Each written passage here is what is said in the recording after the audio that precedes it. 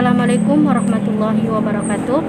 Kami dari kelompok 10 akan mempresentasikan hasil analisa kami tentang pemahaman aliran teologi Al-Asy'ariyah dan Al-Maturidiyah serta pokok-pokok ajarannya. Saya Nurul Hikmadanah dengan NIM 200101076 dan di samping kanan saya Nur Fikia dengan NIM 200101043.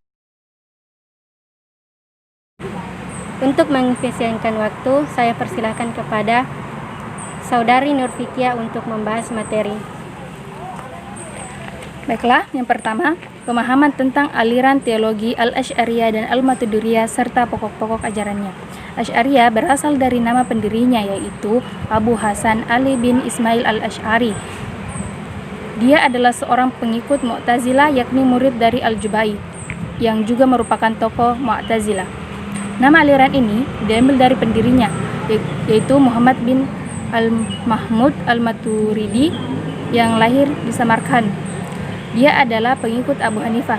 Ciri khas pemikiran Abu Hanifah adalah banyak menggunakan akal. Karena itu pendapat Al-Maturidiyah juga sebanyak bersumber kepada akal, namun tidak seluas Mu'tazilah. Asal-usul Asy'ariyah. Nama ini diambil dari pendirinya, yaitu Abu Hasan Ali bin Ismail al-Asy'ari.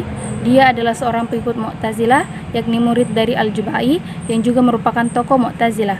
Alasan dia keluar dari Mu'tazilah, tidak ada informasi yang tegas kecuali yang pertama, suatu malam dia bermimpi ketemu Nabi Muhammad SAW dan mengatakan kepadanya bahwa aliran Mu'tazilah salah, yang benar aliran Ahlul Hadis dari Ibnu Asakir. Yang kedua, setelah berdebat dengan gurunya Al-Jubai.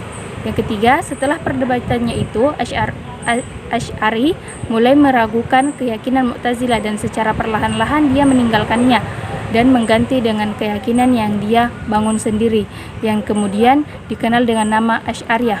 Keyakinan dia semakin mantap ketika aliran Mu'tazilah dilarang sebagai mazhab oleh negara Al-Mutawakkil dan diganti dengan aliran yang dianut oleh Ahmad bin Hambal. Semenjak itulah dia semakin intensif untuk merumuskan keyakinan-keyakinan dalam aliran teologi yang baru dia bangun.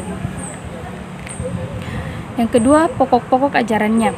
Secara umum, konsep akidahnya lebih merupakan antitesa dari akidah Mu'tazilah, terutama berkaitan dengan sifat Tuhan. Hal melihat Tuhan, Al-Quran Qadim, perbuatan manusia dan keadilan Tuhan, manzilah baina muntazilain. Yang pertama, sifat Tuhan baginya, Tuhan punya sifat, karena mustahil Tuhan bisa mengetahui tanpa pengetahuan, dan pengetahuan itu adalah sifat Tuhan. Yang kedua, Tuhan dapat dilihat dengan mata kepala pada hari akhirat karena tidak ada halangan untuk itu. Yang ketiga, Al-Quran bersifat qadim, bukan diciptakan, karena proses penciptaan memerlukan proses kun yang tidak berkesudahan, sedang Al-Quran tidak mengalami hal tersebut. Yang keempat, teori kasab, bahwa perbuatan manusia diciptakan oleh Tuhan atau Jabariyah. Manusia tidak punya kemampuan untuk berbuat. Yang kelima, berkaitan dengan keadilan Tuhan, baginya Tuhan berkuasa mutlak dan tidak ada yang bisa mewajibkan sesuatu pada Tuhan. Persoalan masuk surga atau neraka adalah atas kekuasaan Tuhan semata. Yang keenam, manzilah baina manzilatain, yang juga ditolak oleh Asy'ari karena mustahil terjadi seseorang tidak mungkin dan tidak kafir, seperti posisi antara teman dan musuh. Yang ketujuh, tidak ada larangan untuk mengatakan bahwa Tuhan punya mata, telinga, tangan, dan lainnya. Yang dilarang adalah menanyakan mengapa dan bentuknya bagaimana. Tokoh lain dari aliran Asy'ariyah adalah Al-Baihaqi, pendapat sedikit berbeda dengan Al-Asy'ari. Yang pertama, baginya sifat Tuhan disebut dengan hal.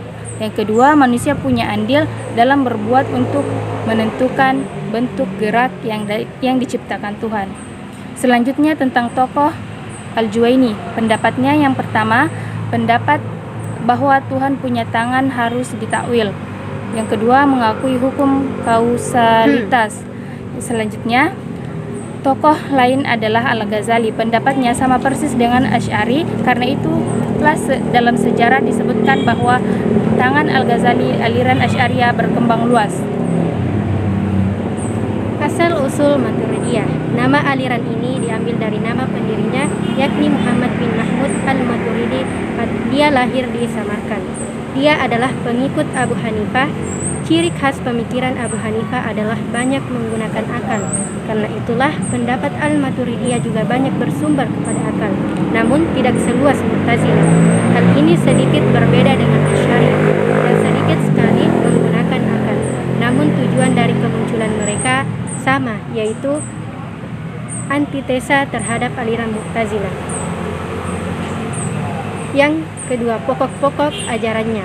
Secara umum, akidahnya hampir sama dengan Asy'ariyah, namun dalam beberapa ada perbedaan, seperti perbuatan manusia, janji Tuhan, posisi akal. Dan menurutnya manusia berkuasa atas perbuatannya atau qadariyah, bukan diciptakan oleh Tuhan. Hal ini sama dengan Mu'tazilah. Tuhan wajib memenuhi janjinya kelak di akhirat tentang balasan kebaikan dan kemaksiatan. Menolak antropomisme dengan menggunakan ta'wil tentang posisi akal menurutnya. Akal dapat mengetahui kewajiban mengenal Tuhan, namun tidak dapat mengetahui hukum syara. Akal dapat mengetahui kebaikan dan keburukan, namun tidak dapat mengetahui kewajiban melakukan yang baik dan menjauhi yang buruk. Secara akal, setiap perbuatan Tuhan pasti mengandung hikmah.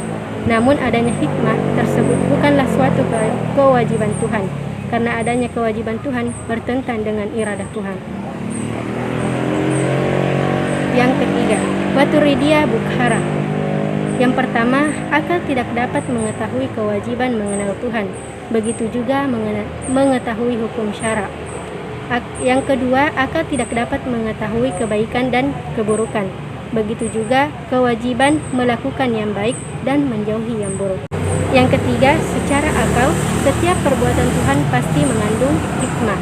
Namun adanya hikmah tersebut bukanlah suatu kewajiban Tuhan, karena adanya kewajiban Tuhan bertentang dengan iradah Tuhan.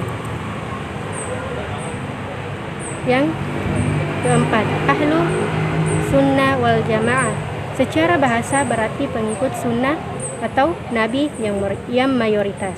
Secara istilah berarti kelompok umat Islam yang berpegang teguh kepada sunnah nabi yang jumlahnya sangat banyak atau mayoritas.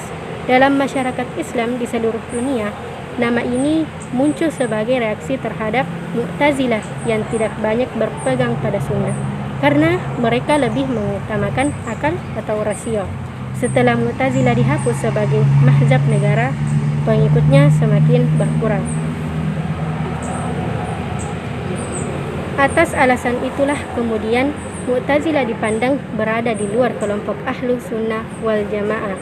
Aliran yang dipandang masuk kelompok ahlu sunnah adalah Asy'ariyah dan Maturidiyah, dengan alasan mereka banyak berpegang pada sunnah dalam menjelaskan akidahnya, serta mendapat dukungan dari mayoritas masyarakat. Dalam perkembangan berikutnya, maka ahlu sunnah wal jamaah meluas ke setiap kelompok yang merujuk kepada hadis dan mengungkapkan pendapatnya. Itulah tadi materi atau pembahasan kami.